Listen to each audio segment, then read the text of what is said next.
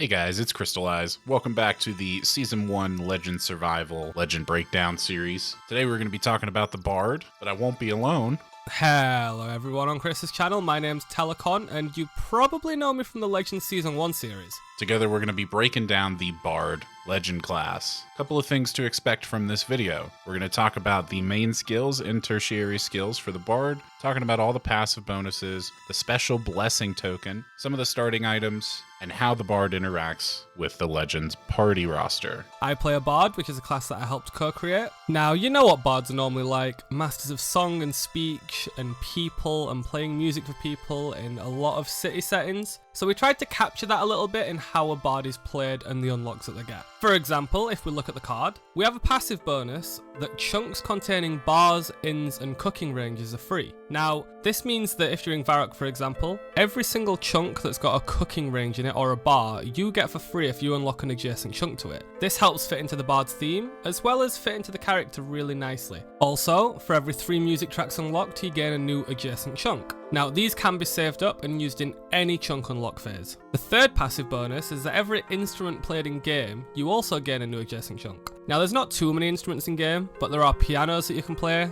there's lyres and relica, etc. So anything like that you can deem an instrument counts. Now let's get on to the really fun part. The tokens. Now, as you probably already know from Chris's videos, the tokens are the most unique part of a character that are also the most overpowered. They're the strongest part of a character. So for a Bard, it's a blessing token. A blessing token's earned whenever you pray at a new altar. So if you pray at Lumbridge Church, you get a blessing token. Then if you go and pray at the Chaos Temple in Varrock, you get another blessing token. But each altar can only be used once. Now, a blessing token, when used, lets you unlock 3 adjacent chunks of your choice. This can only be used in your chunk unlock phase. You can actually give this to your party members. So it's not just used on you. If you stack up 5 blessing tokens, you can use 2-3 of them on your party members and let them reap the benefits as well. So it's a really strong token. Now, a Bard's main skills are magic or attack and strength as a combat style. You must pick one at the beginning, and you cannot train defense to start with. You also get prayer, cooking, fire making, and fletching. Now, the weird thing about these abilities is you've only really got combat, because you can't really cook, fire make, or fletch without woodcutting and fishing. But that's where the team play comes in. Now, if you've not got good teammates, then you have got woodcutting as a tertiary skill, and also construction. Tertiary skills are the skills that are unlocked when you've unlocked a certain amount of chunks and the requirements are met to unlock them. But I'm not going to go too much into them on this video. Now, Bards start with a knife for fletching, a bronze axe for woodcutting when they unlock it, a tinderbox for fire making, some food for combat. Also, they either get a bronze sword and a wooden shield, or mind and air runes depending on the starting combat choice. Now let's talk a little bit about how Bard works in our Season 1 with Chris and Calum. So, Chris is playing a scout, which is an adventurer as well. However, Calum's playing a huntsman, which is more of a combat specialist. Now, the problem with a huntsman is they don't unlock too many chunks that easily, but that's where a Bard can come in. You can use 3-4 of your blessing tokens and suddenly they've got 9-12 chunks that they can unlock, which could help them a lot.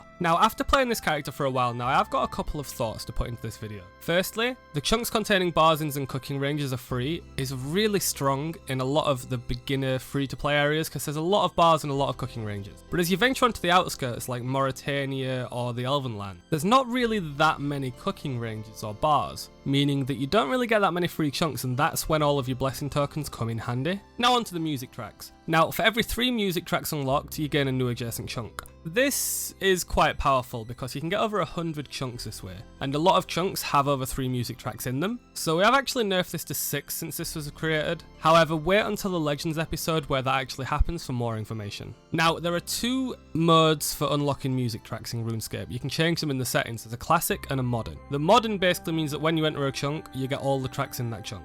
It also means for the wilderness, as soon as you step over the wilderness ditch or out of Ferox, you unlock every wilderness music track. But if you put it to classic, it kind of separates them back into a chunk by chunk basis, meaning that if you left Ferox, you'd only get 1 or 2 music tracks, and then you'd have to venture around the wilderness to get the rest. But for a few areas like the wilderness, it's a big difference. Now, onto the final, most important thing. Obviously you want to have fun with your friends, right? So Bards have to play music every day. Okay, that one's a joke. But anyways, I'm out here, I'm Telecon, and I'll see you in the Legends Season 1 videos. I hope you guys enjoyed this video. Make sure you leave a like and go ahead and drop some love over on Telecon's channel, as he'll be uploading episode 2 of the Legend Survival Season 1 series between Clum, Telecon, and I. That'll be going up on Monday. Normally we would do a tier list here right at the end of the video, just kind of showing off where the best legends lie. But we got a lot of feedback on that on the first episode, and I think it'll be best to save that till the end. We can even make it its own video and do a little bit of a pros and cons list, because everybody loves graphs, right? Make sure you check it out, guys. Love you and appreciate you. See you in the next video.